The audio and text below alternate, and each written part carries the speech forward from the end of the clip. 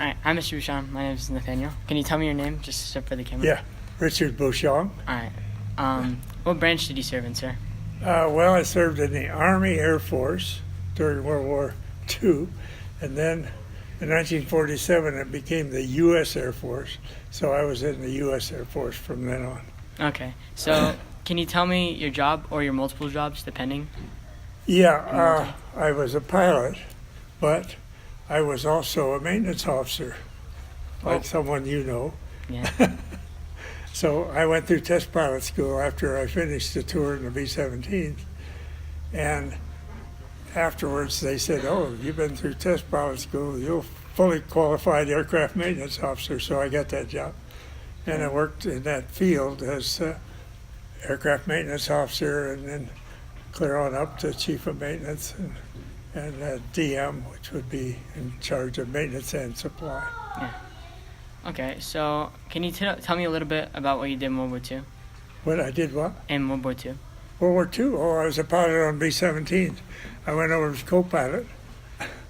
And then after I got to be 21, I got checked out as first pilot, got my own crew. But I was 20 years old when I went into combat as co-pilot on a B-17. That's a wonderful airplane that's down there. Yeah, it is wonderful. All right, so how about your Vietnam service? Can you tell me a little bit about that? Yeah, I got to Vietnam in 1970, and I had just been promoted to colonel, and I was sent to Phan Rang in southern part of South Vietnam as the chief of maintenance of a 100 outfit, F-100s. And I got there, and they already had a guy that was a colonel, so I was sent up to Da Nang, and Da Nang was the farthest north of any U.S. air base in South Vietnam. So we were very close to the DMZ, and I was the chief of maintenance there, but I also got to fly. That's good. We had F-4s. Yeah, that's very cool. So I understand that you did serve in Vietnam and World War II, and were you excited to return home during one service more than the other, or did you value them about the same? Well, when I got home from World War II, we came back by ship from England. It was a troop ship. And when we got to New York Harbor, the fire ships were out there squirting water up in the air all over around. There was a band to greet us and all that. When I got home from Vietnam, it was a bit different. Yeah. You know, there was no band, nobody. Well, just a bunch of us landed and went home from there. It was a different return from Vietnam. Yeah, I understand.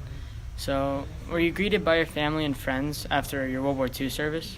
And was that experience different after Vietnam? Yeah, my family was, of course, very excited to see me home, and survival was just like a miracle in that time period, to survive and get home. So I made it and got home, and I was glad to get home and show off I had a DFC and the 4 air medals, and I got to show off around home, my little hometown. And then I was stationed at Wright Field afterwards. They didn't know what to do with me. All I knew how to do was fly bombers and drop bombs. There wasn't much of that going on in Ohio. Yeah, I'd assume so. So they sent me to test pilot school then from there.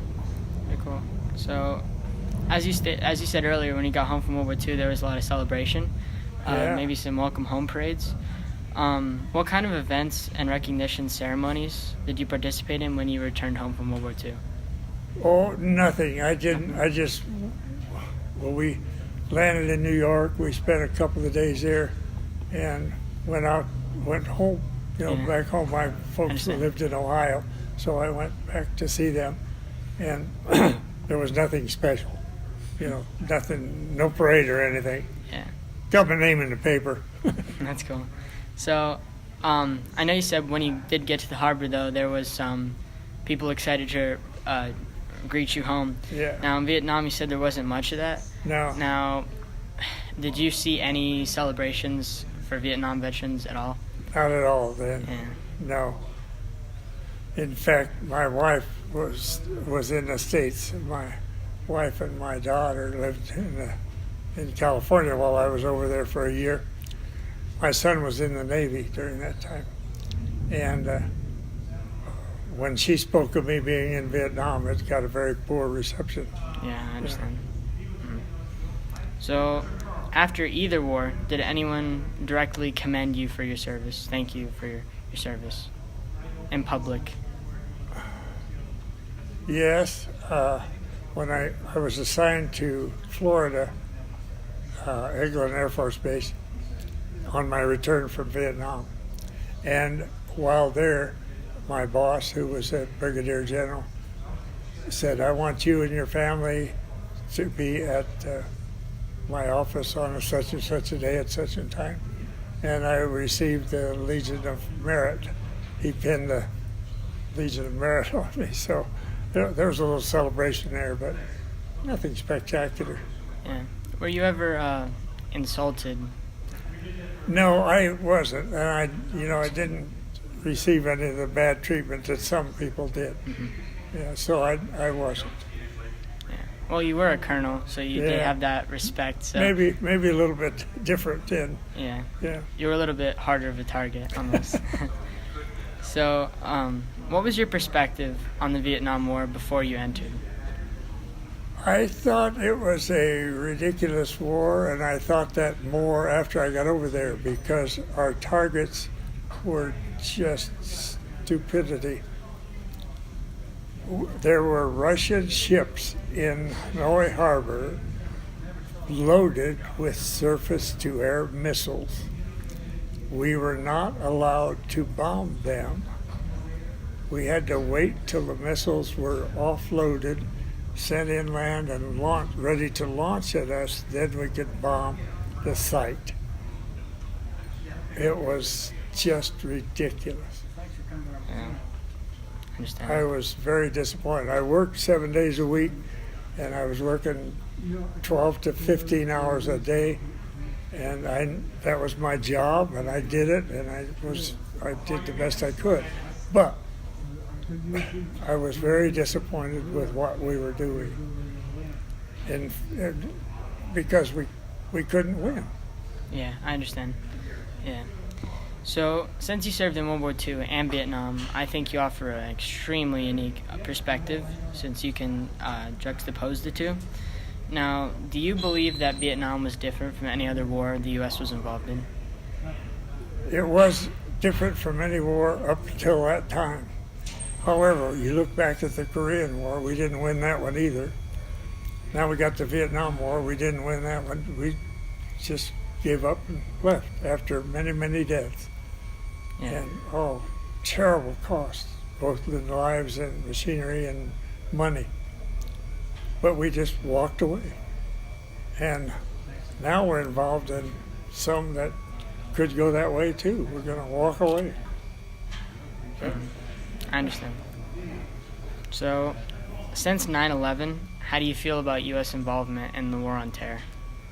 I think we're fighting. The people in those countries have been fighting each other for centuries. Mm-hmm. We should let them fight. Yeah, I understand. I think we're in a losing proposition there too. Mm-hmm. That we may walk away and leave what we did. It'll be undone. We won't have accomplished much. Yeah, I understand. Yeah. Is that right, Grace? So, now many people consider the World War II generation to be the greatest generation, and I think that's rightfully so, considering they turned the U.S. into the #1 world superpower.